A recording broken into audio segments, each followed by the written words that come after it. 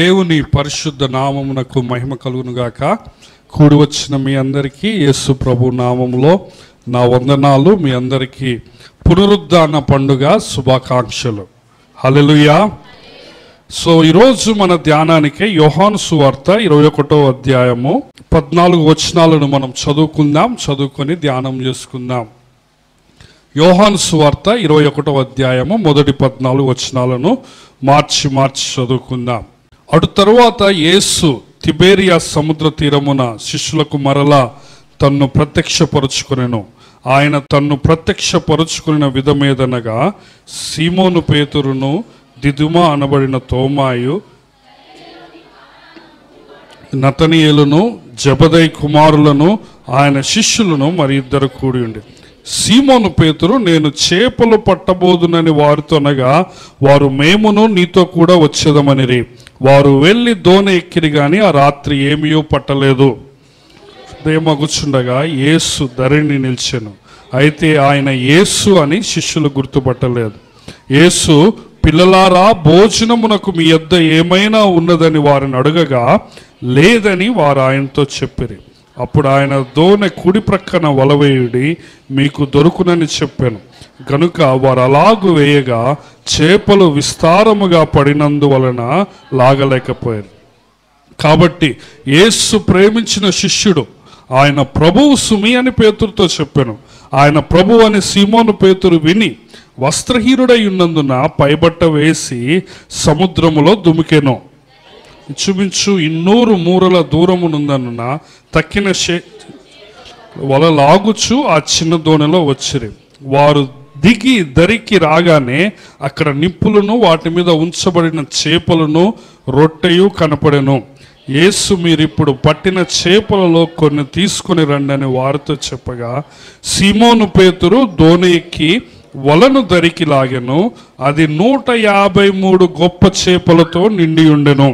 చేపలు అంత విస్తారముగా పడినను వల పిగలలేదు. యేసు, రండి భోజనము చేయడని వారితో అనెను. ఆయన ప్రభువని వారికి తెలిసినందున, నీవెవడవని శిష్యులలో ఎవడునూ ఆయనను అడుగా తెగింపలేదు.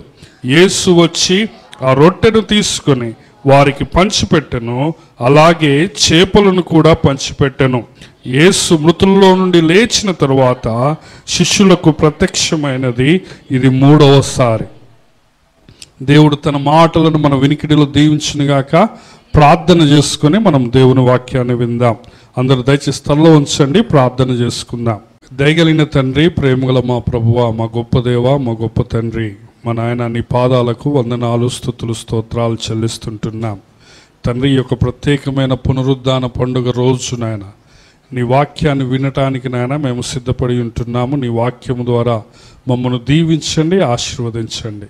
నీ వాక్యములోని గొప్ప గొప్ప సంగతులు మాకు తెలియజేయండి నాయన. అల్పుడు, అయోగ్యుడు నాయన, ఎంతో పెద్ద అపరాధి నాయన, నీ దీనదాసుడు నీ పక్షాన నిలవబడుతున్నాడు.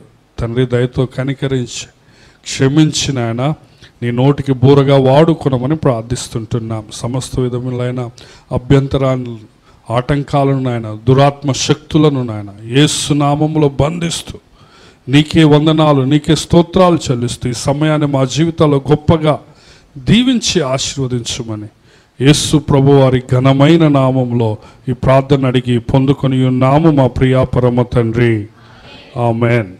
ప్రభునందు ప్రియమైన దేవుని బిడ్డలారా, ఈరోజు లోకమంతా పునరుద్ధాన పండుగ జరుపుకుంటున్నారు కదా. ఇంగ్లీష్లో ఈస్టర్ అంటాం కదా. సో పునరుద్ధాన పండుగ అనేది ప్రతి సంవత్సరము మనకు వచ్చే అతి ప్రాముఖ్యమైన పండుగ. ఆదివారమున యేసు ప్రభు వారు సమాధిని గెలిచి, మరణాన్ని గెలిచి లేచి ఉన్నాడు. ఆయన భూలోకములో మరణించకముందు సజీవుడిగా ఉన్నప్పుడు చాలాసార్లు ఆయనను కొట్టుతారని, అన్యజనులు ఆయనను శిలువ మీద చంపివేస్తారని ఆయన ముందుగానే చెప్పాడు కదా. చెప్పటం అంత మాత్రమే కాకుండా 3వ దినాన కూడా తిరిగి లేస్తాడని చెప్పాడు ప్రభువారు. ఈ మత్తయి సువార్తలో మనము కనీసం 3 సార్లు చూస్తాం ఆ విషయం. 3వ దినాన తిరిగి లేస్తానని ప్రభువారు ఖండితంగా చెప్పాడు. 4 సువార్తల్లో ఇదే సత్యాలు మనం చూస్తాం కదా. ఆయన అంత మాత్రమే కాకుండా చనిపోయిన ముగ్గురిని లేపినట్లు కూడా బైబిల్ గ్రంథంలో వ్రాయబడ్డది. లాజరును లేపుతాడు, యాయిరు కుమార్తెను లేపుతాడు, నాయీను విధవరాలి కుమారుణ్ణి కూడా లేపుతాడు. సో ఆయన ఆ విధంగా చనిపోయిన వాడిని తిరిగి లేపాడు. తర్వాత నేను చనిపోయి తిరిగి లేస్తానని చెప్పాడు. అంత మాత్రమే కాకుండా యేసు ప్రభు వారు శిలువ మీద మరణించినప్పుడు అప్పుడు కదా భూకంపం వస్తుంది, దేవాలయపు తెర రెండుగా చినిగిపోతుంది, బండలు బద్దలవుతాయి. అంత మాత్రమే కాకుండా సమాధులు తెరవబడి అనేకులు సమాధులలో నుంచి బయటికి వచ్చినట్లు ఆ శుక్రవారము సాయంకాలం 3 గంటల సమయంలో మనము దేవుని వాక్యంలో నుండి చదువుతాం. కాబట్టి ఈ సత్యాలన్నీ తెలిసిన తర్వాత శిష్యులు చాలామంది నమ్మలేదు యేసు ప్రభు పునరుద్ధానుడు అవుతాడని కదా. ఆ రోజు ఆదివారం తెల్లవారుజామునే స్త్రీలు కొంతమంది లేచి సుగంధ ద్రవ్యాలను సిద్ధపరుచుకొని సమాధి దగ్గరకు వెళ్తారు. ఆ విధంగా వెళ్ళినప్పుడు ఆ యొక్క సమాధికి కట్టబడిన గొలుసులు, వేయబడిన ఆ గవర్నర్ సీలు అంతా పగిలిపోయి బ్రేక్ అయ్యి ఉన్నట్లు వాళ్ళు గమనించి వాళ్ళు చాలా భయపడతారు. వాళ్ళు తొంగి చూసినప్పుడు అక్కడ లోపల యేసు ప్రభు దేహము కనపడదు, కానీ బట్టలు మడత పెట్టబడి ఉంటాయి కదా. సో వాళ్ళు ఏమనుకుంటారంటే యేసు దేహాన్ని ఎవరో దొంగిలించారంటారు కదా. నిజానికి దేహాన్ని దొంగిలించాలంటే బట్టలతో దొంగిలిస్తారు కదా. బట్టలు పక్కన పెట్టి ఓన్లీ బాడీని ఎవరు దొంగిలించరు, శవాన్ని దొంగిలించేవాళ్ళు. కానీ మనము యోహాను సువార్తలోను వేరే సువార్తలను గమనిస్తే ఆ బట్టలు పక్కన పెట్టినట్లు ఉంటాయి. సో యేసు ప్రభు వారు ఆ విధంగా లేచిన తర్వాత స్త్రీలకు మొదటిగా కనపడతాడు. వెళ్ళి సహోదరులకు చెప్పండి అంటాడు. సహోదరులకు చెప్పినప్పుడు సహోదరులు ఎవరు నమ్మరు. సహోదరులు అంటే శిష్యులు, మగవారు శిష్యులు. యేసు ప్రభు మొట్టమొదటి స్త్రీలకు కనపడతాడు. సో శిష్యులు ఎవరు నమ్మరు కదా. నీకు మతి భ్రమించిందని, నువ్వేదో ఆ యొక్క ఏడ్పులో నీకేదో మైండ్ పనిచేయటం లేదని అంటాడు. కానీ యేసు ప్రభు దేహము లేదు అన్నప్పుడు పేతురు, యోహానులు పరిగెత్తుకొని పోతారు, మరలా సమాధిలోకి తొంగి చూస్తారు. యేసు ప్రభు పేతురికి ప్రత్యేకంగా కనపడినట్లు చూస్తాం. ఆ ఆదివారం రోజున ఆ 10 మంది శిష్యులకు తోమ లేనప్పుడు ప్రభువు కనపడినట్లు కూడా చూస్తూ ఉంటాం. నాకు ఇంకొక విషయము చాలా సర్ప్రైజింగ్గా ఏమనిపించిందంటే, మత్తయి సువార్త 26వ అధ్యాయము మరియు 28వ అధ్యాయం మనం చదివినప్పుడు యేసు ప్రభువారు మరియు దేవదూతలు ప్రత్యేకంగా ఏమని చెప్తారంటే, మీరు గలిలయకు వెళ్ళండి, గలిలయలో ప్రభువు మిమ్మల్ని కలుసుకుంటాడు అంటారు కదా. చూస్తారా, మత్తయి సువార్త 26వ అధ్యాయం 26వ వచనము నుంచి మనము చదివితే, వారు భోజనము చేయుచుండగా యేసు ఒక రొట్టె పట్టుకొని దానిని ఆశీర్వదించి విరిచి తన శిష్యులకిచ్చి, మీరు తీసుకుని తినుడి, ఇది నా శరీరం అని చెప్పాను. మరియు ఆయన గిన్నె పట్టుకొని, ఇదంతా గురువారం సాయంకాలం జరుగుతుందండి. ఆయన గిన్నె పట్టుకొని కృతజ్ఞతాస్తుతులు చెల్లించి వారికి ఇచ్చి, దీనిలోని మీరందరూ త్రాగుడి, ఇది నా రక్తము, అనగా పాప క్షమాపణ నిమిత్తము అనేకుల కొరకు చిందించబడుచున్న నిబంధన రక్తము. నా తండ్రి రాజ్యములో మీతో కూడా నేను ఈ ద్రాక్షరసము కొత్తదిగా త్రాగు దినము వరకు ఇకను దాన్ని త్రాగనని మీతో చెప్పుచున్నాను. అంతటి వారు కీర్తన పాడి ఒలీవల కొండకు వెళ్ళిరి. అప్పుడు యేసు వారిని చూచి, ఈ రాత్రి మీరు అందరూ నా విషయమై అభ్యంతరపడెదరు. ఏలయనగా గొర్రెల కాపరిని కొట్టుదును, మందలోని గొర్రెలు చెదిరిపోవునని వ్రాయబడి ఉన్నది కదా. నేను లేచిన తరువాత మీకంటే ముందుగా గలిలయకు వెళ్ళుదనని. హల్లెలూయా. చూడండి, యేసు ప్రభువారు ఎంత స్పష్టంగా చెప్తున్నాడు. 17వ అధ్యాయంలోను, 22వ అధ్యాయంలోను, 24వ అధ్యాయంలోనూ మనం యేసు ప్రభు స్పష్టంగా ఏం చెప్తాడంటే, 3వ దినాన లేస్తాను అంటాడు. సో గురువారం రాత్రి కూడా ప్రభువారు ఏమన్నారంటే స్పష్టంగా, నేను లేచిన తర్వాత మీకంటే ముందుగా ఎక్కడికి వెళ్తానన్నాడు, గలిలయకు వెళ్తానన్నాడు కదా. సో దాని అర్థం ఏంటంటే, శిష్యులు ఆ శిలువ దృశ్యము లేకపోతే ఆ గురువారం రాత్రి తర్వాత వాళ్ళు శిలువను చూసే ధైర్యము లేకపోతే వాళ్ళు గలిలయకు పారిపోవాలి, గలిలయకు వెళ్ళిపోవాలి. ఇప్పుడు ఇది యెరూషలేములో జరుగుతూ ఉంది. యెరూషలేం అంటే సౌత్లో ఉంది, యూదయ ప్రాంతంలో ఉంది, యూదయ దేశం. గలిలయ దేశం అంటే నార్త్ ఉత్తరాన ఉన్నది. ఒక 2-3 రోజుల ప్రయాణం అది, స్లోగా వెళ్తే. సో యేసు ప్రభు వారు మీరు గలిలయకి వెళ్ళండి అని చెప్పారు. ఇంకా మనం 28వ అధ్యాయంలో చూస్తే మొట్టమొదటిగా యేసు ప్రభు స్త్రీలకు కనపడతాడు కదా. 28వ అధ్యాయము 9-10 వచనాలు. యేసు వారిని ఎదుర్కొని మీకు శుభమని చెప్పెను. వారు ఆయన యొద్దకు వచ్చి ఆయన పాదములు పట్టుకొని ఆయనకు మొక్కగా, యేసు భయపడకుడి, మీరు వెళ్ళి నా సహోదరులు గలిలయకు వెళ్ళవలననియో వారక్కడ నన్ను చూతురనియు వారికి తెలుపుడనెను అంటున్నాడు. హల్లెలూయా.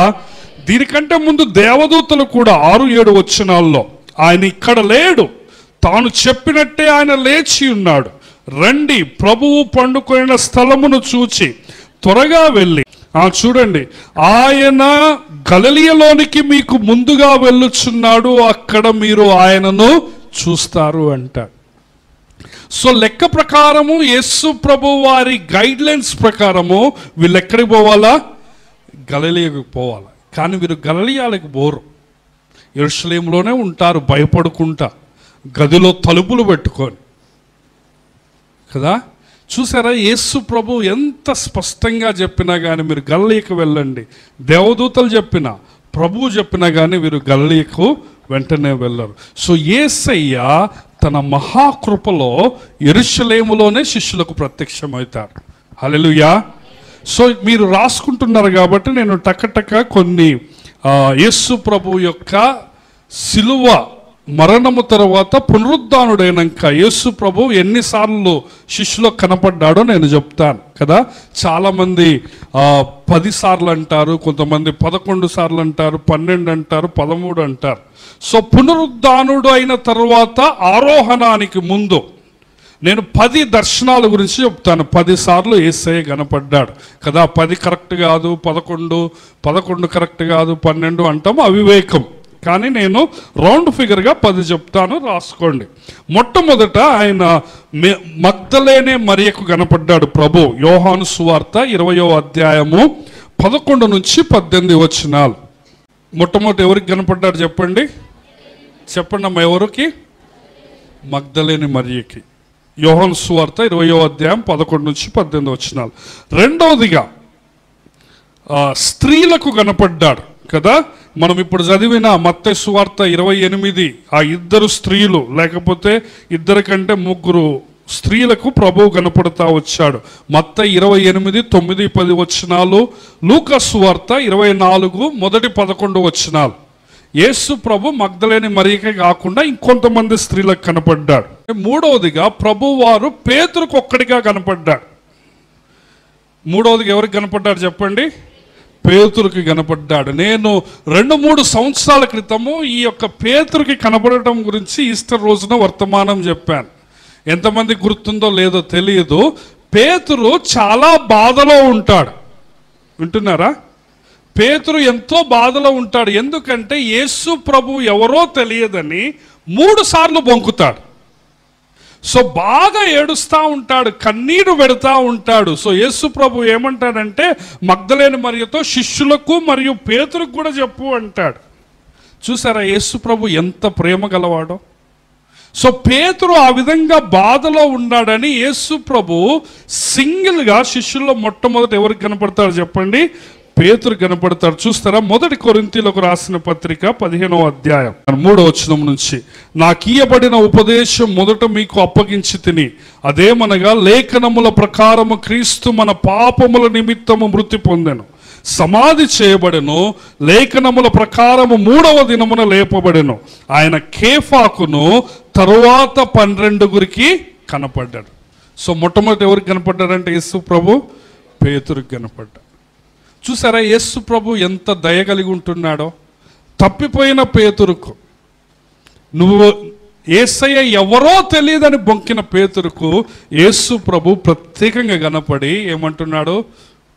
జరిగిందేదో జరిగింది, బాధపడబాకు, ఇకనైనా మంచిగా ఉండు అని యేసు ప్రభు కౌగలించుకొని ఓదారుస్తున్నాడు. హల్లెలూయా. సో మూడవదిగా పేతురుకు కనపడుతున్నాడు. నాలుగవదిగా లూకా సువార్త 24వ అధ్యాయం 13-35 వచనాల్లో ఎమ్మాయి మార్గంలోని 2 శిష్యులకు కనపడతాడు ప్రభు. ఎమ్మాయి మార్గంలోని 2 శిష్యులు కదా. అది నేను పోయిన ఈస్టర్ పండుగ రోజున చెప్పాను, పోయిన ఈస్టరో అంతకుముందో నాకు గుర్తులేదు, కానీ ఒక ఈస్టర్ పండుగ రోజున చెప్పాను. లూకా సువార్త 24:13-35 వచనాలు. ఎంతమందికి ఇక్కడ కనపడ్డాడు? నాలుగోదిగా ఇద్దరు శిష్యులు. ఒక ఆయన పేరు ఏం పేరు? క్లోఫా అనే ఒక శిష్యుడు, మరొకతని పేరు రాయబడ్డది. అది నాలుగోది. ఐదవది యెరూషలేములోని మేడగదిలో తోమా లేనప్పుడు 10 మంది శిష్యులకు ప్రభువు కనపడతాడు. ఇదంతా కూడా ఆదివారం రోజునే జరుగుతుందండి. హల్లెలూయా. సో ఆదివారం రోజునే, ప్రభువు లేచిన రోజునే ప్రభు ఇంతమంది కనపడుతున్నాడు. ఐదవదిగా ఎవరికి చెప్పండి? ఎంతమంది శిష్యులకి? 10 మంది. లేనిది ఎవరు? తోమా. అందుకే తోమా రాంగలను వీళ్ళు చెప్పినప్పుడు తోమా ఏమంటాడు?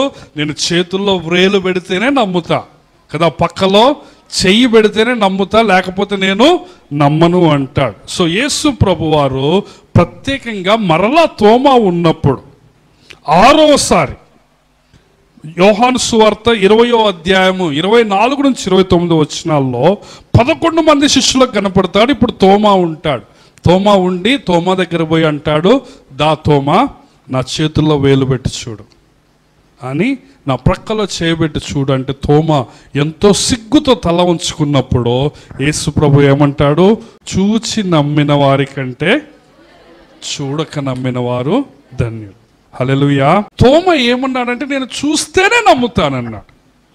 ఈరోజు ఎవరైనా యేసు ప్రభు తప్పకుండా తిరిగి లేచాడని మీలో ఎవరైనా నమ్ముతుంటే, ఇక్కడ కూర్చున్న వారిలో యేసయ్య పునరుద్ధానుడని నీవు నమ్ముతా ఉంటే నీవు తోమా కంటే ధన్యుడు. హల్లెలూయా. ఎందుకంటే తోమా చూసి నమ్మిండు, కానీ నువ్వు చూడకుండా నమ్ముతున్నావు. హల్లెలూయా. ఎన్ని అయిపోయినాయండి ఇప్పుడు? 6 అయిపోయింది. ఏడవది మనం చదివిన వాక్య భాగం యోహాను సువార్త 21వ అధ్యాయములో 7 శిష్యులకు ప్రభువు కనపడుతున్నాడు. ఎంతమంది శిష్యులు చెప్పండి? 7 శిష్యులు కదా. ఇది యోహాను సువార్త 21వ అధ్యాయంలో మనం చదివి ఉంటున్నాం. ఇది తిబేరియా సముద్ర తీరమున జరిగింది. అంటే ఇప్పటికి ఎన్ని రోజులైందో మనకు తెలియదు, ఒక వారమైందో లేదో మనకు తెలియదు, కానీ తిబేరియా సముద్రం అంటే గలిలయ ప్రాంతం. యేసు ప్రభు మొట్టమొదట ఏమని చెప్పాడంటే మీరు గలిలయకు వెళ్ళుడి అని చెప్పాడు. కానీ వాళ్ళు కొన్ని రోజుల తర్వాత గలిలయకు వచ్చారు. సో మరలా ప్రభు వాళ్ళని గలిలయలోని కలుసుకుంటున్నాడు. హల్లెలూయా. సో గలిలయలో 7 శిష్యులకు కలుసుకోవటము 7వ ప్రత్యక్షత యేసు ప్రభు వారిది యోహాను సువార్త 21వ అధ్యాయంలో. 8వది యేసు ప్రభు వారు తన అనేక మంది శిష్యులకు కనబడుతూ వచ్చాడు కదా. మత్తయి సువార్త 28:16-20లో చూస్తాం. 1 కొరింథీ 15:6లో ఏమని వ్రాయబడ్డదంటే 500 మందికి కనపడ్డాడు ప్రభువు అంటారు. ఎంతమందికి చెప్పండి? 500 మందికి. చూస్తారా? 1 కొరింథీలకు రాసిన పత్రిక 15వ అధ్యాయం 5-6 వచనాలు. ఆయన కేఫాకును తర్వాత 12 కనపడెను. అటు పిమ్మట 500కు ఎక్కువైన సహోదరులకు ఒక్క సమయమందే కనపడెను. వీరిలో అనేకులు ఇప్పటి వరకు నిలిచి ఉన్నారు, కొందరు నిద్రించారు. యేసు ప్రభు ఒకేసారి ఎంతమంది కనపడట చెప్పండి? 500 మందికి. సో కొంతమంది దీన్ని విడదీసి చెప్తారు. మత్తయి సువార్త 28వ అధ్యాయంలో మీరు సర్వలోకమునకు వెళ్ళి సమస్త జనులను శిష్యులుగా చేయుడి, తండ్రి యొక్కయు కుమారుని యొక్కయు పరిశుద్ధాత్మ నామములో వారికి బాప్తిస్మమిచ్చుచు నేను మీకు ఏ సంగతులు ఆజ్ఞాపించుతునో వాటిని గైకొనవలెనని వారికి బోధించుడి. ఇదిగో యుగ సమాప్తి వరకు నేను మీతో కూడా సదాకాలం ఉన్నానంటాడు ప్రభు. సో 500 మందికి ఈ సంగతులు చెప్పాడంటారు. సో 8వది అయిపోయింది. 9వదిగా ప్రభువారు ఎవరికి కనపడ్డారు? యాకోబుకు కనపడ్డారు. ఎవరికి కనపడ్డారు చెప్పండి? 1 కొరింథీ 15వ అధ్యాయము 7వ వచనము. తరువాత ఆయన యాకోబుకును అటు తరువాత అపోస్తులందరికీ కనపడ్డాడు. యాకోబు ఎవరంటే యేసు ప్రభు సహోదరుడు, యేసు ప్రభు తమ్ముడు. సో 9వదిగా యేసయ్య ఎవరికి కనపడ్డాడు? యాకోబుకు కనపడ్డాడు, తమ్ముడికి కనపడ్డాడు. కదా. మొట్టమొదట యోహాను 1:11 ఏముంటామంటే ఏం చూస్తామంటే ఆయన తన స్వకీయుల యొద్దకు వచ్చిన కానీ వారు ఆయన అంగీకరించలేదట. కానీ వారు అంగీకరించకపోయినా కానీ యేసు ప్రభు యాకోబు కనపడ్డాడు. 10వదిగా చివరిగా యేసు ప్రభు శిష్యుల ముందు ఆరోహణమైపోయాడు కొండ మీద. అపోస్తుల కార్యములు 1వ అధ్యాయానికి రండి. అపోస్తుల కార్యములు 1వ అధ్యాయం 3వ వచనం నుంచి, ఆయన శ్రమ పడిన తరువాత 40 దినముల వరకు వారికి అగపడుచు. 40 దినాలు అనండి అందరూ. ఎవరైనా ఒక్కరోజు కనపడితే చెప్తే మనము నీది భ్రమ అనొచ్చు, ఒక్కరిద్దరు చెప్తే భ్రమ అనొచ్చు కదా. ఎన్ని రోజులు కనపడ్డాడట ప్రభు? 40 రోజులు. ఎంతమందికి కనపడ్డాడు ప్రభు ఒకేసారి? ఎక్కువ 500 మంది. సో అందరూ వచ్చి చెప్తున్నారు, మేము యేసు ప్రభు మాకు కనపడ్డాడు, మేము చూసామని చెప్తున్నామంటే నమ్మట్లేదంటే అది ఎవరు ప్రాబ్లము? ఆ రోజులు ఎవరైనా నేను నమ్మనంటే వాళ్ళు ఏమంటారు? అది నీ ప్రాబ్లం కదా. తప్పు మేము కాదు. ఎవరు తప్పు? నువ్వే తప్పు. ఎన్టీ రామారావు కనపడాడని ఒకళ్ళు చెప్పారనుకోండి, మనం నమ్ముతామా? నమ్మం. కానీ 1000 మంది చెప్తున్నారనుకోండి, అప్పుడు నమ్మాల్సి వస్తుంది. అవునా కదా? ఎంతమంది చెప్తుంటే? 1000 మంది చెప్తా ఉంటారు. సో ఈ చూడండి, మొదటి అపోస్తుల కార్యం 1వ అధ్యాయం 3వ వచనం, ఆయన శ్రమ పడిన తరువాత 40 దినముల వరకు వారికి అగపడుచు దేవుని రాజ్య విషయములను గురించి బోధించుచు అనేక ప్రమాణములను, కింద నెంబరేసి ఏం రాస్తున్నదంటే రుజువులు అని రాసింది. రుజువులు అనండి అందరూ. రుజువులను చూపి వారికి తన్ను తాను సజీవునిగా కనపరచుకుని. హల్లెలూయా. ఆయన వారిని కలుసుకొని ఇలాగూ ఆజ్ఞాపించను, మీరు యెరూషలేము నుండి వెళ్ళక నా వలన వినిన తండ్రి యొక్క వాగ్దానము కొరకు కనిపెట్టుడి. ఏమంటున్నాడు? 8వ వచనము, అయినను పరిశుద్ధాత్మ మీ మీదికి వచ్చినప్పుడు మీరు శక్తి నొందెదరు కనుక మీరు యెరూషలేములోను యూదయ సమరయ దేశములు ఎందంతటను బూదిగంతముల వరకు నాకు సాక్షులై ఉందిరని వారితో చెప్పాను. ఈ మాటలు చెప్పి వారు చూచుచుండగా ఆయన ఆరోహణమాయను. అప్పుడు వారి కన్నులకు కనపడకుండా ఒక మేఘము ఆయనను కొనిపోయి ఆయన వెళ్ళుచుండగా వారు ఆకాశం వైపు తేరి చూచుండిరి. ఇదిగో తెల్లని వస్త్రములు ధరించుకున్న 2 మనుషులు వాళ్ళతో ఏం చెప్తున్నారంటే, మీరు ఎందుకు ఇక్కడ వెయిట్ చేస్తున్నారు? మీరు యెరూషలేములోకి వెళ్ళండి, అక్కడ మీకు వాగ్దానం వస్తుందని చెప్తున్నాడు. హల్లెలూయా. సో నేను 10 విషయాలు చెప్పాను, ప్రాముఖ్యంగా 10 ప్రత్యక్షతలు. సో ఈ 10 యేసు ప్రభు వారి ప్రత్యక్షతలు ఎన్ని రోజుల్లో కనపడ్డాయి? 40 రోజుల్లో కనపడ్డాయి. రుజువులు అనండి అందరూ. రుజువులతో కనపడ్డాయి. కాబట్టి ప్రియమైన సహోదరుడా సహోదరి, ఈ రోజున యేసు ప్రభు తిరిగి లేచిండు అని నీవు నమ్మాల. వింటున్నారా? నీ మనసులో ఎటువంటి అనుమానం ఉండకూడదు. నువ్వు నిజంగా నమ్ముతున్నావా అంటే నిజంగా నమ్ముతున్నామనాలి. ఎందుకంటే శిష్యులందరూ కూడా యేసు ప్రభు చనిపోయి తిరిగి లేవటము చూశారు. కాబట్టి ఎవరైనా అధికారులు వచ్చి మిమ్మల్ని జైల్లో వేస్తాం, నిన్ను చంపేస్తామంటే వాళ్ళు ఏమన్నారు? నెక్స్ట్ చంపుకో అన్నారు. పౌలు గారు ఏమంటారు? బ్రతుకుట క్రీస్తే చావైతే లాభం. వాళ్ళకి తెలుసు, నువ్వు మమ్మల్ని చంపినా కానీ మేమేమైతాం రా, మేము మళ్ళీ లేస్తాం. వాళ్ళు నమ్మారు కాబట్టి వాళ్ళు ప్రాణాలు లెక్క చేయకుండా పోయారు. యాకోబుని ఖడ్గముతో వేసేసాడు ఏ రోజు. అపోస్తలుల కార్యం 12వ అధ్యాయం 1వ వచనంలో యాకోబుని ఖడ్గంతో చంపించేటప్పుడు యాకోబు ఏమన్నా ఏడిసి ఉంటాడా? భయపడి ఉంటాడా? లేదు. ఎందుకంటే వాళ్ళు కల్లారా యేసు ప్రభువుని శిలువ మీద చంపివేసినప్పుడు యేసు ప్రభు తిరిగి లేవటం వాళ్ళు చూశారు. సో యేసయ్య ఏమన్నాడంటే, పునరుద్ధానమును జీవమును నేనే, నా యందు విశ్వాసముంచువాడు చనిపోయినను బ్రతుకుతాడన్నాడు. సో వాళ్ళు నమ్మారు. యేసయ్య చేసి చూపించాడు. ఒకవేళ యేసు ప్రభు లేవటము కట్టుకథ అయితే ఇంతమంది, ఇన్ని వేల మంది తమ ప్రాణాలు అర్పిస్తారా? ఇన్ని వేల మంది హతసాక్షులు అవుతారా? చెప్పండి. క్రైస్తవము బూటకమైతే యేసు ప్రభు లేచిండు అనే సత్యము బోగస్ అయితే కొన్ని వేల మంది శిష్యులు తమ ప్రాణాలను పణంగా పెట్టి హతసాక్షులు అవుతారు. కాబట్టి నేను మీకు మరొకసారి ఏమి జ్ఞాపకం చేస్తున్నానంటే, క్రైస్తవ్యం అనేది బూటకం కాదు. యేసు ప్రభు తిరిగి లేచాడు అనేది అది ఏమంటారు, పుకారు కాదు, అది సత్యము. ఆయన తిరిగి లేచాడన్నది సత్యము. ఆయన వెళ్ళేటప్పుడు ఏమన్నారంటే, నేను మరలా వస్తాను అన్నాడు. హల్లెలూయా. ఆయన మరలా వస్తాడు కాబట్టి అది కూడా సత్యం. ఆయన చనిపోతాను అన్నాడు. చనిపోయాడా లేదా? శిలువ మీద మరణించాడా లేడా? 3వ రోజున లేస్తాను అన్నాడు. లేచాడా లేదా?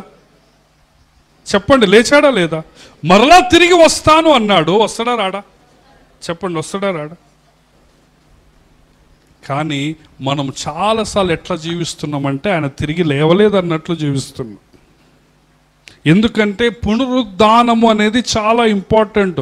అపోస్తలులు 1 కొరింథీ 15వ అధ్యాయంలో పౌలు గారు ఏమంటారంటే, మీరు పునరుద్ధానాన్ని నమ్మకపోతే క్రైస్తవ్యము లేదు. నీవు నీ హృదయములో యేసు ప్రభు తిరిగి లేచాడు అన్న సత్యము లేకపోతే విశ్వాసం వ్యర్థం అంటాడు. చూస్తారా? మరలా చూద్దాం రండి. 1 కొరింథీయులకు రాసిన పత్రిక 15వ అధ్యాయం 13వ వచనం నుంచి నేను చదువుతున్నాను. మీరు ఇంటికి వెళ్ళినాక ఈ వచనాలను చదువుకోండి. 13వ వచనం నుంచి, మృతుల్లో పునరుద్ధానము లేని ఎడల క్రీస్తు కూడా లేపబడి ఉండలేదు, మరియు క్రీస్తు లేపబడ ఉండని ఎడల మేము చేయు ప్రకటన వ్యర్థమే, మీ విశ్వాసము వ్యర్థం. యేసు ప్రభువు లేవకపోతే, ఇదేదో మతం కాదండి, అందరు ఎవరో ఒక దేవుని నమ్ముకుంటున్నారు కాబట్టి మేము యేసు ప్రభువుని నమ్ముకున్నామన్నది కాదు. పౌలు గారు ఏమంటున్నాడంటే, యేసు ప్రభు లేవకపోతే మీ విశ్వాసం వ్యర్థం, మా సువార్త వ్యర్థం.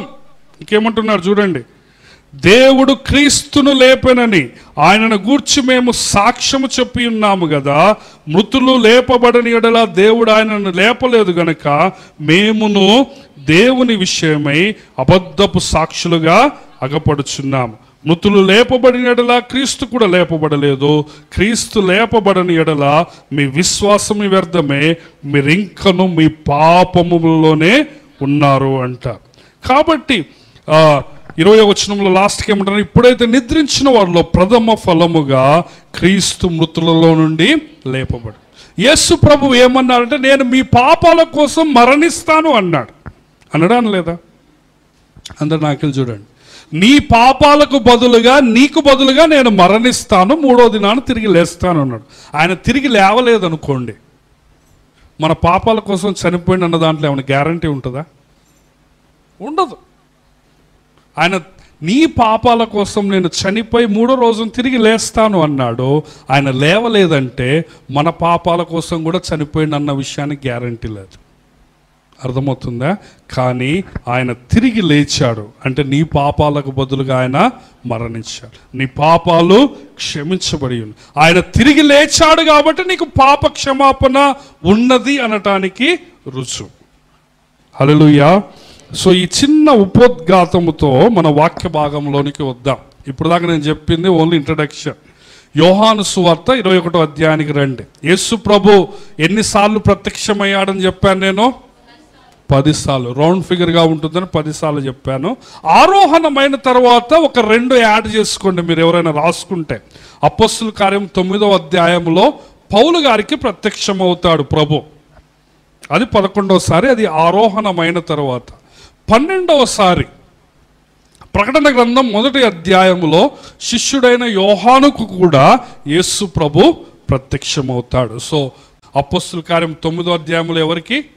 పౌలు గారికి. ఇది ఆరోహణమైన తర్వాత. ప్రకటన గ్రంథం 1వ అధ్యాయంలో ఎవరికి? పద్మాసు ద్వీపంలో శిష్యుడైన యోహానుకు ప్రత్యక్షమవుతాడు. సో ఇప్పుడు మనం యోహాను సువార్త 21వ అధ్యాయానికి వద్దాం. త్వరగా దేవుని వాక్యాన్ని చదువుకుందాం, కొన్ని విషయాలను మనం ధ్యానిద్దాం.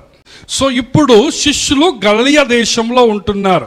గలిలయ ప్రాంతము, గలిలయ సముద్రానికి ఉన్న మరొక పేరు ఏం పేరు?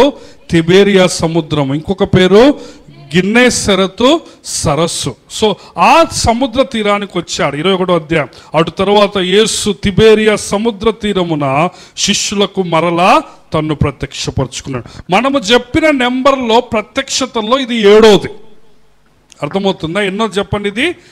కానీ శిష్యులకు ఎన్నోది? 3వది. శిష్యులకి ఎన్నోది చెప్పండి? 3వది. ఒకటేమో తోమా లేనప్పుడు, ఇంకొకటి తోమా ఉన్నప్పుడు, ఇది 3వది. అందుకే 14వ వచనంలో ఏమంటాడు? యేసు మృతుల్లో నుండి లేచిన తర్వాత శిష్యులకు ప్రత్యక్షమైనది ఇది 3వసారి. హల్లెలూయా. సో యేసు ప్రభు 3వసారి ప్రత్యక్షమవుతా ఉన్నాడు. ఇక్కడ 7 శిష్యులు చేపలు పట్టడానికి పోతున్నారు. వాళ్ళు ఎవరంటే సీమోను పేతురు, 2వది తోమా, 3వది నతనయేలు, 4, 5 జబదయి కుమారులు అంటే యాకోబు, యోహానులు, మరో 2 శిష్యులు ఉన్నారు. అంటే మొత్తం 7 శిష్యులు చేపలు పట్టడానికి పోతున్నారు. చాలామంది అయ్యగారులు ఏమంటారంటే చేపలు పట్టడానికి పోయాడు కాబట్టి వాళ్ళు విశ్వాసంలో వెనకబడ్డారని, లేకపోతే యేసు ప్రభు మీద పూర్తి విశ్వాసం లేదని చెప్తా ఉంటారు. కానీ నాకు ఆ విధంగా చెప్పడం ఇష్టం లేదు కదా. వాళ్ళు ఖాళీగా ఉన్నారు. వాళ్ళు ఏం చేయాలో అర్థం కాలేదేమో, బోర్ కొడుతుందేమో, వాళ్ళు ఏం చేయాలి? చేపలు పట్టడానికి పోయారు. లేకపోతే వాళ్ళు ఇప్పుడు యెరూషలేమునకు పోవాలా, ప్రయాణానికి ఖర్చులు కావాలి. యేసు ప్రభు ఎక్కడా కూడా మీరు ఎందుకు చేపలు పట్టడానికి పోయినని తిట్టలేదు. పని చేసుకోవడం తప్పు కాదు. పౌలు గారు కూడా ఏమంటాడంటే నేను డేరాలు గుట్టుకుంటూ ఏం చేశానంటాడు? పరిచర్య చేశానంటాడు. సో చేపలు పట్టడానికి పోయారు. 4వ వచనం చూడండి. 3వ వచనం. సీమోను పేతురు నేను చేపలు పట్టబోదునని వారితోనగా వారు మేమును నీతో కూడా వచ్చేదమని ఆయన వారు వెళ్ళి దోణి ఎక్కిరి గాని ఆ రాత్రి ఏమియో పట్టలేదు. తిబేరియా సముద్రం, గలిలయ సముద్రం చాలా అద్భుతాలను చూసింది ప్రభువారు. దీనికి 3 సంవత్సరాల ముందు లూకా సువార్త 5వ అధ్యాయంలో ఇదే సందర్భాన్ని మనం చూస్తాం కదా. నేను అద్భుతాల గురించి బోధించినప్పుడు ఈ అద్భుతం గురించి చెప్పాను. లూకా సువార్త 5వ అధ్యాయంలో రాత్రంతయు శ్రమ పడినా రాలేదు ప్రభు జయము. సో సీమోను పేతురు ఏమంటాడంటే రాత్రంతా చేపలు పడ్డా కానీ పడలేదు. సో యేసు ప్రభు ఏమంటాడు? దోణిను లోతునకు నడిపించు అంట. ఆ రోజున యేసు ప్రభు దోణిలో నుంచి బోధించిన తర్వాత, దోణిని లోతుకు నడిపించిన తర్వాత చేపలు విస్తారంగా పడతాయి. వాళ్ళు వేరే వాళ్ళ సహాయం అడుగుతారు. యేసు ప్రభు ఏమంటాడంటే నన్ను వెంబడించు అంటాడు. హల్లెలూయా. సో యేసు ప్రభు గలిలయ సముద్రంలో చాలా అద్భుతాలు చేశాడు. ఈ సముద్రం మీదనే ఆయన నీళ్ళ మీద నడిచాడు. ఈ సముద్రం మీద ఆయన 2-3 సార్లు తుఫాను గద్దించాడు. పేతుర్ని కూడా నడిచేటట్లు చేశాడు. ఒకసారి వాళ్ళకి పన్ను కట్టడానికి లేకపోతే యేసయ్య పేతుర్ని ఏమంటాడు? నువ్వు పోయి గాలం వేయి అంటాడు. గాలం వేసినప్పుడు చేప వస్తుంది. చేప నోట్లో ఏముంటుంది? షకేల్ అనే నాణ్యం ఉంటుంది. దాంతో పన్ను కట్టు అంట. సో యేసు ప్రభు ఈ సరస్సు ఒడ్డునే 5,000 మందికి ఆహారం పెట్టాడు. ఈ యొక్క పడవ దిగిన వెంటనే సేనాదయముల పట్టిన వ్యక్తిని స్వస్థపరిచాడు. కాబట్టి యేసు ప్రభు ఈ సముద్రంలో చాలా అద్భుతాలు చేశాడు. శిష్యులు అవన్నీ గుర్తు చేసుకుంటా రాత్రిపూట ప్రార్థన చేసుకుంటా చేపలు పడుతున్నారేమో మనకు తెలియదు. కానీ వాళ్ళకట ఒక్క చేప కూడా పడలేదట. కానీ యేసయ్య అక్కడికి వస్తున్నాడు. హల్లెలూయా. ఎవరు వస్తున్నారు చెప్పండి? యేసయ్య అక్కడికి వస్తున్నాడు. యేసయ్య అక్కడికి వచ్చాడు కానీ వాళ్ళు యేసయ్యను గుర్తుపట్టలేదు. యేసయ్య పునరుద్ధానుడైనాక ఆ మహిమగల శరీరం కలిగి ఉన్నాడు. కాబట్టి చాలాసార్లు వాళ్ళు ప్రభువుని గుర్తుపట్టలేదు. మగ్దలైన మరియ గుర్తుపట్టలేదు కదా. ఎమ్మాయి మార్గంలో 2 శిష్యులు గుర్తుపట్టలేదు. వీళ్ళు కూడా ఇక్కడ ప్రభువుని గుర్తుపట్టలేదు కదా. ప్రభు వాళ్ళతో మాట్లాడతారు చూడండి. సూర్యోదయం అగుచుండగా యేసు ధరిని నిలిచెను. అయితే ఆయన యేసు అని శిష్యులు గుర్తుపట్టారు. యేసు పిల్లలారా భోజనమునకు మీ యొద్ద ఏమైనా ఉన్నదా అని వారిని అడుగుతున్నారు. మొట్టమొదటి ఎవరు మాట్లాడుతున్నారు వాళ్ళతో? యేసయ్యే మాట్లాడుతున్నారు. హల్లెలూయా. చాలా మంది ఎట్టుంటారంటే నేను ప్రైజ్లాడు చెప్పను, వాళ్ళే ప్రైజ్లాడు చెప్పాలన్నట్టు ఉంటారు. నీకు దీనత్వం ఉంటే నువ్వేం చేస్తావు? నువ్వే ముందు ప్రైజ్లాడు చెప్తావు. వింటున్నారా? వాళ్ళే నాకు ప్రైజ్లాడు చెప్పాలా, వాళ్ళే నా కాళ్ళు గడగాలి. యేసు ప్రభు ఏం చేసిండు? ఆ గురువారం రోజున శిష్యుల పాదాలు కడిగి. మొట్టమొదట యేసయ్య బలకరిస్తున్నాడా? శిష్యులు బలకరిస్తున్నారా? యేసయ్య ఏమంటున్నాడు చెప్పండి? నువ్వు యేసయ్య ఫ్రెండ్ అయితే నువ్వు ముందు బలకరియాలి. నువ్వు యేసయ్య బిడ్డవైతే నువ్వే ముందు బలకరియటం నేర్చుకో. యేసు ప్రభు ఏమంటున్నాడు? పిల్లలారా, భోజనమునకు మీ యొద్ద ఏమైనా ఉన్నదని వారు అని అడగగా లేదని వారు ఆయనతో చెప్పిరి. అప్పుడు ఆయన దోణి కుడి ప్రక్కన వల వేయుడి, మీకు దొరుకునని చెప్పాను గనుక వారు అలాగు వేయగా చేపలు విస్తారముగా పడినందున వల లాగలేకపోయారట. హల్లెలూయా. చేపలు ఎన్ని పడ్డాయట చెప్పండి? విస్తారం. ఎన్ని పడ్డాయట? కానీ వాళ్ళు చేపలు లెక్క పెడతారు తర్వాతకి. ఎన్ని చేపలు పడ్డాయో తెలుసా? 11వ వచనం చూడండి. సీమోను పేతురు దోణి ఎక్కి వలను దరికి లాగెను. ఎన్ని చేపలట చెప్పండి? అది 153 చేపలతో నిండి ఉన్నదట. హల్లెలూయా. ఎన్ని చేపలట చెప్పండి? చాలామంది ఈ 153కి అర్థము కనుక్కోవాలని ప్రయత్నం చేశారు. పరిశుద్ధాత్ముడు బైబిల్లో 153 అని ఎందుకు రాశాడు అని చాలా ప్రయత్నాలు చేశారు కదా. ఎందుకు రాశాడో నిజానికి మనకు తెలియదు. 153ని చాలామంది ఏమంటారంటే 17x9 అంటాడు. 153 ఎట్లొచ్చిందంటే చెప్పండి? 17 9 ఎంత? 150 కదా. అపోస్తుల కార్యములు 2వ అధ్యాయంలో పరిశుద్ధాత్మ దేవుడు పెంతెకోస్తు పండగ దినాన వచ్చినప్పుడు అక్కడ 17 రకాల ప్రజలు ఉంటారు. ఎన్ని రకాల ప్రజలు చెప్పండి? 17 రకాల ప్రజలు. ఆ ప్రాంతం, ఈ ప్రాంతం, ఆ ప్రాంతం, ఈ ప్రాంతం అని ఎన్ని రకాల ప్రజల గురించి చెప్పబడ్డదండి అక్కడ? 17 రకాల ప్రజల గురించి చెప్పబడ్డది. ఏది? యోహాను అపోస్తుల కార్యములో 2వ అధ్యాయము 9వ వచనం చూస్తే పార్తీలు, మాదీలు, ఎలామీలు, మెస్పటోమియా, ఆ విధంగా ఎంతమంది చెప్పబడ్డారు చెప్పండి? 17. ఆత్మ ఫలాలు ఎన్ని? 9. సో 17 9లు 153 అని కొంతమంది పండితులు చెప్తారు. పరిశుద్ధాత్మక గుర్తు. మరొకరు ఏమని చెప్తారంటే ఇది భూమి మీద అన్ని జాతులకు. అపోస్తల కార్యం 2వ అధ్యాయంలో ఎన్ని జాతులు ఉన్నాయి అక్కడ? 17 జాతులు ఉన్నాయి. ఎన్ని జాతులు ఉన్నాయి చెప్పండి? 17 జాతుల వాళ్ళు పరిశుద్ధాత్మను పొందుకున్నారు, లేకపోతే పరిశుద్ధాత్మ శక్తిని చూశారు. సో భూమి మీద అన్ని జాతుల వాళ్ళు. యేసు ప్రభు శిష్యులతో ఏమన్నాడు? మీరు మనుష్యులను పట్టు జాలర్లుగా చేస్తానని. ఇక్కడ నుంచి మీరు చేపలు పట్టే జాలర్లు కాదు. ఏ జాలర్లు? మనుషులు. సో చాలా మంది పండితులు ఏమంటారంటే ఈ 153 అనేది దేనికి గుర్తు? అన్ని జాతుల వాళ్ళకి. మీరు వెళ్ళి సమస్త జనులను శిష్యులుగా చేయడం. ప్రకటన గ్రంథము 7వ అధ్యాయము 9, 10 వచనాలు. సబ్ జాతి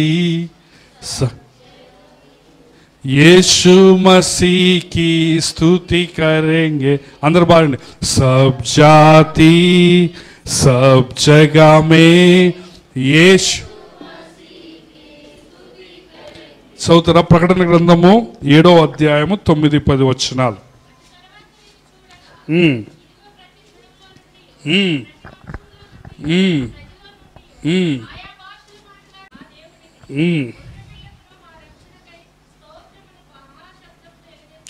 చూడండి, ప్రకటన గ్రంథంలో యోహాను భక్తుడు దర్శనాన్ని చూస్తున్నప్పుడు ఆ యొక్క గొర్రెపిల్ల సింహాసనం ఎదుట లెక్కింపజాలని సమూహం ఉన్నదట. ఎంతమంది అంటే చెప్పండి?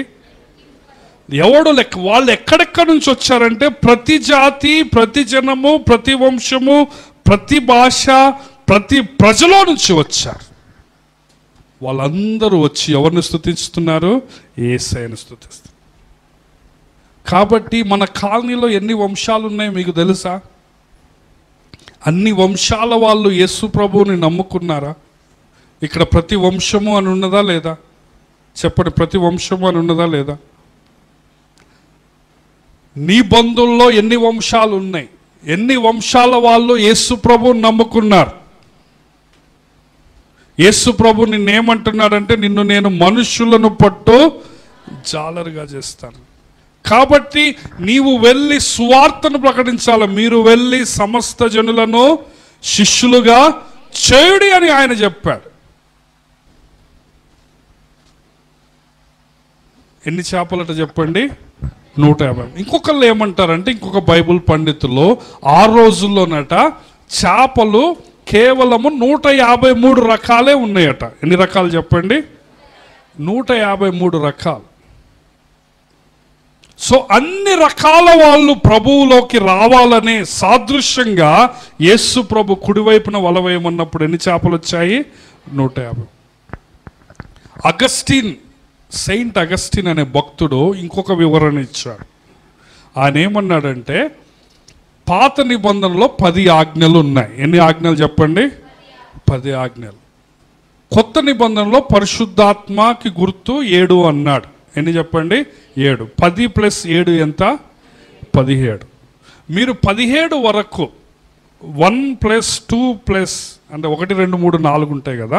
1కి 2 కలిపితే ఎంత?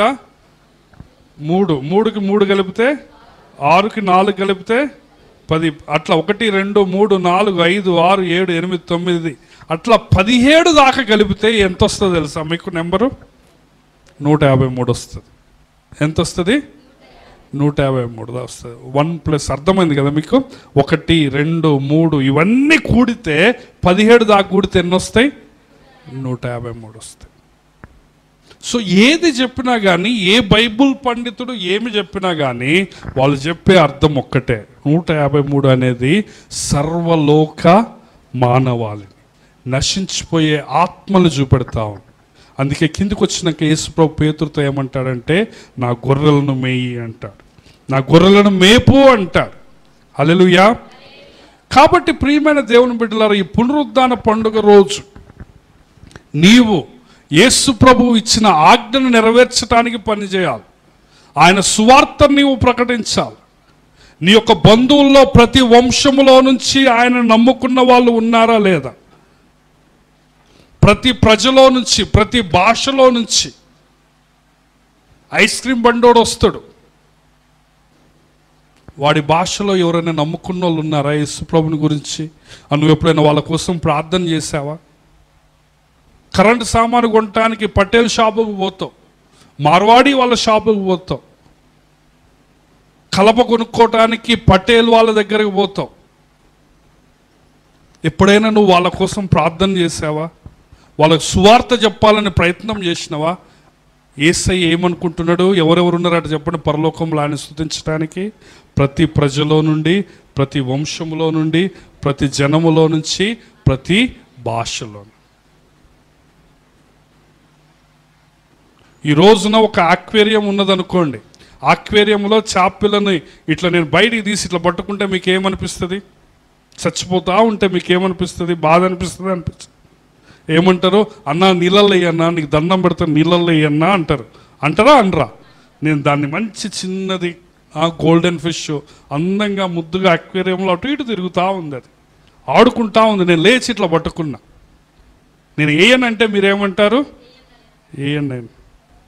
కానీ మీ ఇంటి పక్కనే, నీ ఫ్రెండ్స్లోనే,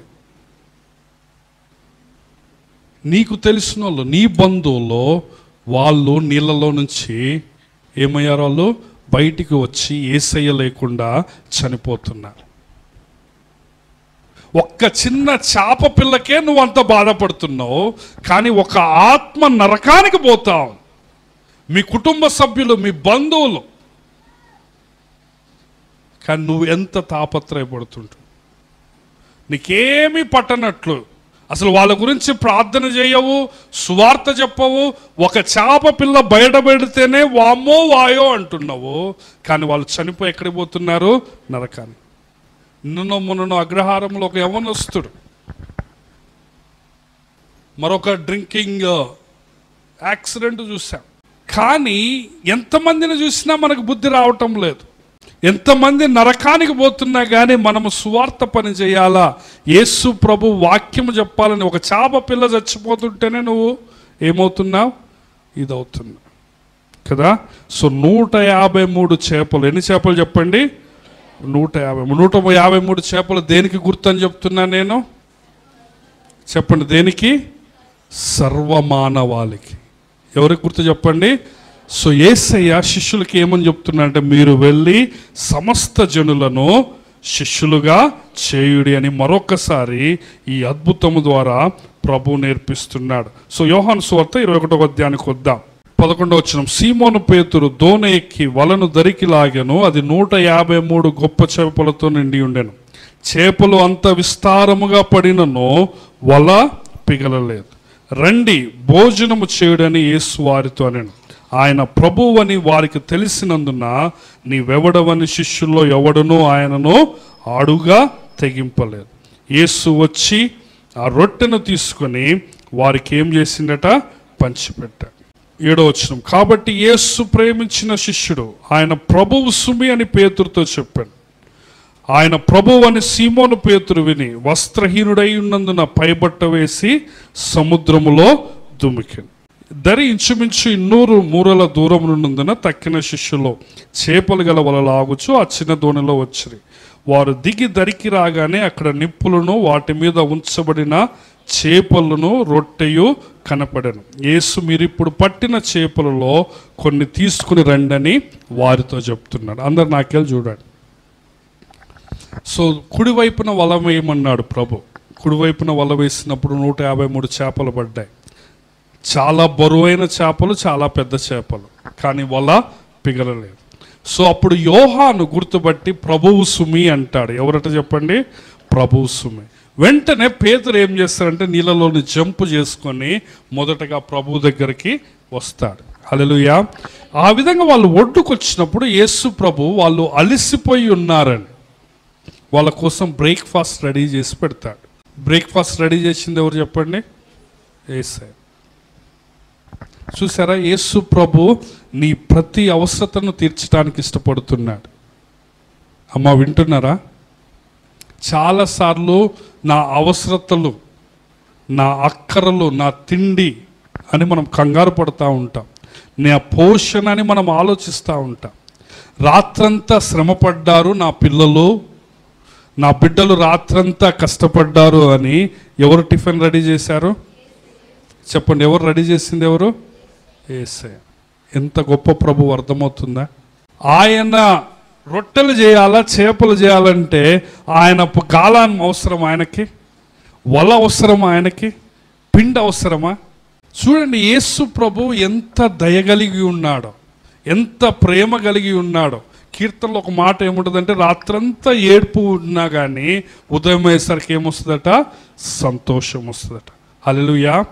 సో ఇంకొక మాట నాకు 10వ వచనం చాలా గొప్పగా అనిపించింది. 10వ వచనం చూడండి. యేసు మీరిప్పుడు పట్టిన చేపలలో కొన్ని తీసుకొని రమ్మని వారితో చెప్తున్నాడు. అంటే యేసు ప్రభు అద్భుతం చేసినప్పుడు 1-2 చేపలు ఏమైనా తగ్గినాయా? యేసు ప్రభు 5 రొట్టెలు 2 చేపలు ఎంతమందికి పెట్టాడు? 5,000 మందికి పెట్టాడు.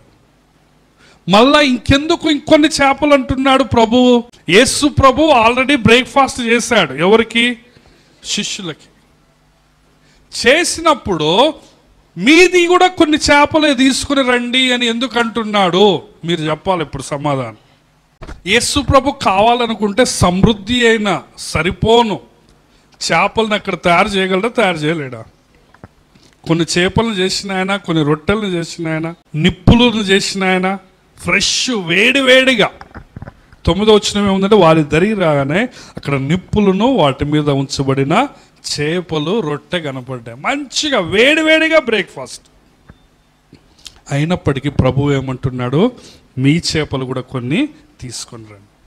ప్రభు నందు ప్రియమైన దేవుని బిడ్డలారా, బైబుల్ గ్రంథమంతా మనం గమనిస్తే యేసు ప్రభు పరిచర్య చేసేటప్పుడు నీ వంతు పాత్ర ఉండాలని ఆయన ఇష్టపడుతున్నాడు. హల్లెలూయా. నీ వంతు బలము, నీ తలాంతులు, నీ ఆరోగ్యం, నీ ధనం, నీ సమయం ఆయన కోరుతున్నాడు. బైబిల్ గ్రంథం అంతా మనం ఇదే సత్యాన్ని చూస్తాం.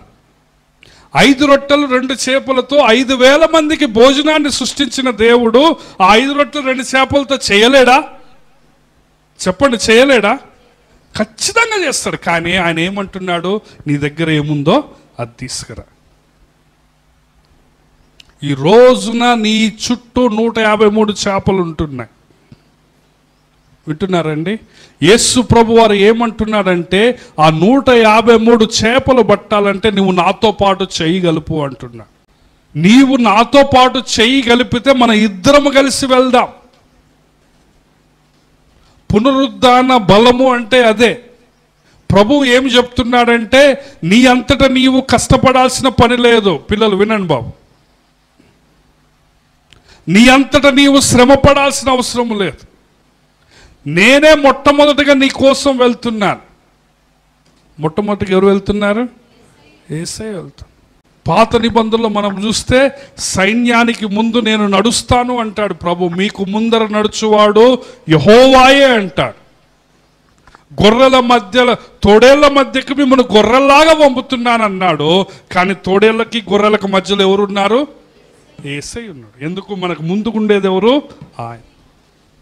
కాబట్టి ఆయన ఏమంటున్నాడంటే, నేను చేయాల్సిందల్లా చేశాను. నా పునరుద్ధాన శక్తి ఉంది, నా పునరుద్ధాన బలం ఉంది. కానీ నీ చేపలు కూడా కొన్ని తీసుకోండి. ప్రియమైన దేవుని బిడ్డలారా, ఈ రోజున నీవు నీ వంతు సేవ చేయాలి. నీ వంతు స్వార్థ పని నీవు చేయాలి. దేవునికి ఇవ్వాల్సిన నీ వంతును నువ్వు ఇవ్వాలి పరిచర్యకు. డబ్బులు ప్రాముఖ్యము కాదు, కానీ ప్రతిరోజు నీవు సమయాన్ని తీసుకొని ఆయన స్వార్థ పని నీవు చేసేవాడవుగా ఉండాలి. యేసుప్రభు ఏమంటున్నాడు? మీ కూడా కొన్ని చేపలు తీసుకొని మీరు వెళ్ళి సమస్త జనులను శిష్యులుగా చేయండి. కాబట్టి రాత్రి పోయి ఏమొచ్చింది? ఇప్పుడు సూర్యోదయం వచ్చింది. నేను ఒక్క వచనం చూపించి నేను ముగిస్తాను. రోమీలకు రాసిన పత్రిక 13వ అధ్యాయం. ఈ ఒక్క వచనం చదివి మనం ముగించుకుంటాం. రోమా 13:11 వచనం నుంచి. మరియు మీరు కాలము నెరిగి నిద్ర మేలుకొని వేళ అయినదని తెలుసుకుని అలాగు చేయుడి. మనము విశ్వాసులమైనప్పటికంటే ఇప్పుడు రక్షణ మరి మనకు సమీపముగా. సూర్యోదయమున యేసయ్య రాక రెండవ రాకడికి సాదృశ్యంగా ఉంది. యేసు ప్రభువారు ఆయన వచ్చి ఏమంటున్నాడంటే, మీరు కూడా కాలము నెరగండి, నిద్ర మేల్కోండి. ఇంకా నిద్రపోయింది చాలు, కాలాన్ని తెలుసుకోండి. ఇది ఏ కాలము చెప్పండి? అంత్యకాలము. ఏ కాలం ఇది? రెండవ రాకడ కాలం, అంత్య దినాలు ఇవి. నీవు కాలము నెరిగి నిద్ర మేలుకొని వేలేదని తెలిసి రక్షణ మనకు మరీ సమీపంగా ఉన్నది కనుక 12వ వచనం చూడండి. రాత్రి చాలా గడిచి పగులు సమీపముగా ఉన్నది కనుక మనము అంధకార క్రియలు విసర్జించి తేజో సంబంధమైన యుద్ధోపకరణములు ధరించుకుంది. రాత్రి గడిచిపోయింది, ఇప్పుడు పగులు వచ్చింది. యేసయ్య ఏమంటున్నాడంటే, మీ చేపలు తీసుకొని రండి అంటున్నాడు. కాబట్టి నువ్వేం చేయాలా? అంధకార క్రియలు విసర్జించాలి. ఇప్పుడు దాకా నీకు బట్టలు లేవు, నువ్వేం వేసుకోవాలి? ఇప్పుడు పేతురు ఏం వేసుకున్నాడు? పై బట్ట వేసుకున్నాడు. అంధకార క్రియలు నీవు వదిలిపెట్టాలి. వదిలిపెట్టి ఏం చేయాలా? 13వ వచనం. ఎట్లాంటి అంధకార క్రియలు అట చూడండి. అల్లరితో కూడిన ఆటపాటలు, మత్తు, కామ విలాసములు, పోకిరి చేష్టలు లేక, కలహమైనను మత్సరమైనను లేక, పగటి యందు నడుచుకున్నట్టు మర్యాదగా నడుచుకుంది. ఇప్పుడు రాత్రి అయిపోయింది, ఇది పగులు. ఈ అంధకార క్రియలన్నిటిని నువ్వు విసర్జించాలి. పునరుద్ధానం అంటున్నాం, కానీ మీ బ్రతుకులు మారకపోతే, నా బ్రతుకు మారకపోతే, నీ బ్రతుకు మారకపోతే ఏమీ ఉపయోగం లేదు. 14వ వచనం చూడండి. మెట్టుకు ప్రభువైన యేసుక్రీస్తును ధరించుకున్న వారై శరీరేచ్ఛలను నెరవేర్చుకున్నటకు శరీర విషయమై ఆలోచన చేసుకొనకుడి అంటున్నాడు. హల్లెలూయా. ఈ రోజున, ఈ ఈస్టర్ పండుగ రోజున యేసయ్య నీకేం జ్ఞాపకం చేస్తున్నాడంటే, నీ శరీరం గురించి నీవు ఆలోచన చేయొద్దు, నీ నిద్ర గురించి నీవు ఆలోచన చేయొద్దు, నీ మత్తు గురించి, నీ అంధకార క్రియలను గురించి నీవు ఆలోచన చేయొద్దు. యేసయ్య ఏమంటున్నాడంటే నాతో పాటు రా, మీరు వెళ్ళండి, సమస్త జనులను శిష్యులుగా చేయండి. తర్వాత కింది వచనాలు చూస్తే యేసు ప్రభు పేతురుని పరిచర్యకు పంపిస్తాడు. పేతురుని పరిచర్య పంపించినప్పుడు పేతురు మరణం గురించి కూడా చెప్తాడు. యోహాను సువార్త 21వ అధ్యాయంలో పేతురు మరణం గురించి చెప్తూ ఏమంటాడు చూడండి, 17-18 వచనాలు. మూడవసారి ఆయన యోహాను కుమారుడు అయిన సీమోను, నన్ను ప్రేమించున్నావా అని అతన్ని అడిగాను. నన్ను ప్రేమించున్నావా అని మూడవసారి ప్రభువు అడిగినందుకు పేతురు వ్యసనపడి, ప్రభువా నీవు సమస్తమును ఎరిగిన వాడవు, నిన్ను ప్రేమించున్నానని నీవే ఎరుగుదు అని ఆయనతో చెప్పాను. యేసు, నా గొర్రెలను మేపుము, నీవు యవనుడివై ఉండినప్పుడు నీ అంతటా నీవే నడుము కట్టుకొని నీకిష్టమైన చోటికి వెళ్ళుచుంటివి. నీవు ముసలివాడేమైనప్పుడు నీ చేతులు నీవు చాచెదవు, వేరొకడు నీ నడుము కట్టి నీకిష్టము కాని చోటుకి నిన్ను మోసుకొని పోవునని నిశ్చయముగా నీతో చెప్పుచున్నాను. 19 చూడండి. అతడు ఎట్టి మరణము వలన దేవుని మహిమపరచునో దానిని సూచించి ఆయన ఈ మాట చెప్పాడు. హల్లెలూయా. యేసు ప్రభు పేతురుతో ఏమన్నాడంటే, నేను నిన్ను పోషిస్తా, కానీ నువ్వేం చేయాలా, నా గొర్రెల మేపు. ఒక రోజు వస్తుంది, నీ చేతులు చాపుతారు, నీకు ఇష్టం కాని చోటుకు నిన్ను తీసుకుపోతారు, అక్కడ నిన్ను చంపివేస్తారు. ఆ రోజు రానే వచ్చింది. పేతురు చేతులు చాపి సిలువ కొట్టారు. సిలువ కొట్టినప్పుడు పేతురు ఏమన్నాడో తెలుసా, నేను ప్రభువులాగా సిలువ వేయబడటానికి నాకు అర్హత లేదు, కానీ నన్ను తలకిందులుగా సిలువ వేయండి అన్నాడు. ఎందుకు? పేతురుకు తెలుసు, నేను చనిపోయినా కానీ ఏమవుతాను, తిరిగి లేస్తాను. తెలుసా తెలీదా పేతురికి? అందుకే పేతురు ఏమయ్యా, చేతులు చాచారు, సిలువ వేశారు. కానీ పేతురు దీని తర్వాత అపొస్తలుల కార్యము 2వ అధ్యాయానికి వస్తే ఒక వాక్యం చెప్పినప్పుడు 3000 మంది రక్షింపడతారు. హల్లెలూయా. ఎంతమంది రక్షింపడ్డారు చెప్పండి? 3000. వెంటనే 5000 మంది రక్షింపబడతారు. యేసయ్య ఏమన్నాడు, గొర్రెల్ని మేపు అన్నాడు. పేతురు ఆ విధంగా చేశాడు. తన పరుగును కడముట్టించాడు, విశ్వాసమును కాపాడుకున్నాడు, హతసాక్షిగా మార్చబడ్డాడు. సో ఎట్లాంటి మరణం వస్తుందో కూడా యేసయ్య పేతురుకు చెప్పాడు. కానీ పేతురు భయపడకుండా సేవ చేశాడు. చేతులు జాచి సిలువ వేస్తుంటే నన్ను సిలువ వేయొద్దనిలే, కానీ ఏమన్నాడు పేతురు, తలకిందులుగా. ఎందుకంటే నాకు అర్హత లేదు, ప్రభువులాగా సిలువ వేయించుకోవడానికి నాకు అర్హత లేదు, నేను 3 సార్లు బొంకాను, కాబట్టి నన్ను తలకిందులుగా వేయండి అన్నాడు. ఆ విధంగా తలకిందులుగా వేసి పేతురుని చంపివేస్తారు. తలలో ఉంచండి, కళ్ళు మూసుకోండి. అందరం ప్రార్థనలోకి వెళ్దాం. విన్న వాక్యాన్ని బట్టి మన జీవితాలను పరీక్ష చేసుకుందాం. రాత్రిపోయి ఉదయం వచ్చింది, పేతురు మారిపోయాడు. రాత్రిపోయి ఉదయం వచ్చింది, శిష్యులు మారిపోయారు. వాళ్ళు ఆ గలిలయ సముద్రాన్ని వదిలిపెట్టి యెరూషలేముకు వెళ్ళారు. అక్కడ పరిశుద్ధాత్మను పొందుకున్నారు, భూలోకాన్ని తలక్రిందులు చేశారు. నువ్వు ఇంకా ఈ గలిలయ సముద్రంలో ఉంటే నువ్వు బయటికి రా. నువ్వు ఇంకా ఈ గలిలయ సముద్రంలో ఏం చేయాలో తెలియకుండా ఉంటే నువ్వు బయటికి రా. ఈ చేపలను పట్టడం కాదు, కానీ మనుషులు పట్టు జాలరిగా దేవుడు నిన్ను చేయాలని ఇష్టపడుతున్నాడు. నువ్వు నాకు తిండికి కావాలని నువ్వు చేపలు పట్టడానికి పోతున్నావు, కానీ యేసు ప్రభు వేడి వేడిగా ఆహారాన్ని సిద్ధపరుస్తున్నాడు. ఆయన ఏమంటున్నాడంటే, నీ చేపలను కూడా తీసుకుని రా, మనం కలిసి పని చేద్దామంటున్నాడు. యేసయ్యకు నీ సమయాన్ని ఇస్తావా? యేసయ్యకు నీ దగ్గర ఉన్న 5 రొట్టెలు 2 చేపలు ఇస్తే నీ సమయము, నీ బలము, నీ శక్తి, నీ నోరు, నీ చేతులు ప్రభువుకి ఇస్తే ప్రభు ఏమంటున్నాడంటే, మీ కాలనీలో ఉన్న 153 చేపలు నా దగ్గరకు వస్తాయంటున్నాడు. ప్రతి జాతి, ప్రతి వంశము, ప్రతి తెగలో నుంచి లెక్కింపజాలని మనుషులు ఆయనను స్తుతిస్తానికి వస్తున్నారు. ప్రియమైన దేవుని బిడ్డలారా, పగటి సంబంధుల వలె మనము నడుచుకుందాం.